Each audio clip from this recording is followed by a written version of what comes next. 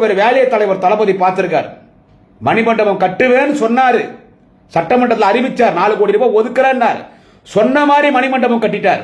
அந்த தியாகிகளுக்கு சிலை திறந்துட்டார். மக்களே, உங்களுக்கு வயிறு எஞ்சி அப்பனும் புள்ளி சாவிங்கன்னு எனக்கு தெரியும்.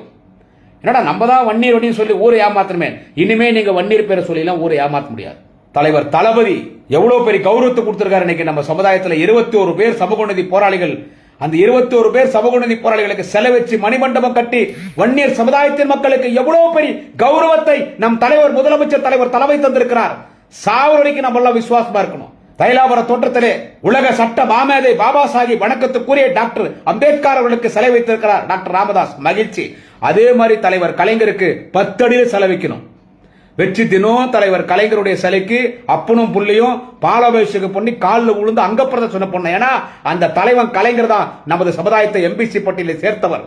இன்றைக்கு தலைவர் கலைஞரின் இதயத்தை இரவலாக பெற்றிருக்கிற நம்முடைய முதலமைச்சர், நிரந்தர முதல்வர், அன்பு தலைவர் தளபதி, வன்னியர்களின் விடிவெள்ளி தலைவர் தளபதி அவர்கள் நமது வன்னியர் சமுதாயத்தின் இடஒதுக்கீட்டு போராட்டத்தில் பங்கேற்று மாண்டு போன துப்பாக்கி குண்டுகளுக்கு மார்பு காட்டி சுதந்திர போராட்ட தியாகிகள் போல், மொழிப்போர் தியாகிகள் போல் சமுதாயத்திற்காக மாண்டு போன அந்த 21 சமூக நீதி போராளிகளுக்கு இன்றைக்கு சிலை வைத்து கௌரவித்திருக்கிறாரே.